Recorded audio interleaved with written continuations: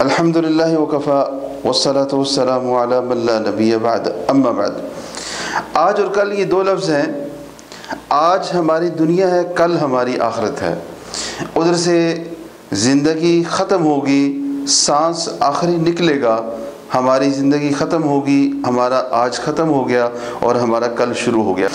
आज हम एक ज़र्रा भी नेकी करते हैं, अल्लाह इस नेकी को कबूल करने वाला है। लेकिन कल हम जब अल्लाह के सामने पेश हो जाएं, ज़मीन भर के भी सोना अल्लाह के सामने पेश करेंगे, वो काबिल कबूल नहीं होगा। अल-यौम अमलन वला हिसाब, आज अमल का वक़्त है, हिसाब नहीं है।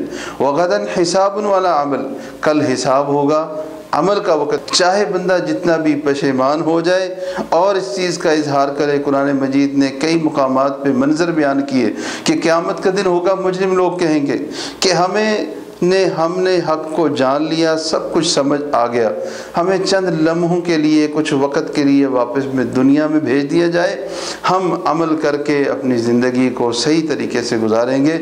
इसलिए ये आज हमारा जो है, हमारे लिए अमल का वक़्त है। आज अमल कीजिए, आखिरत के लिए छोटी सी छोटी नेकी को भी बड़ा जानिए। कल क़यामत के दिन होगा, बड़े से बड़ी नेकी कर लें, सोना चांदी और जितनी मर्ज़ी कीमती चीज़ें पेश करें, उस वक़्त काम नहीं आने वाली। अल्लाह अमल की तौफ़ीक़ अता फ़रमाए। व सल्लल्लाहु अला नबी।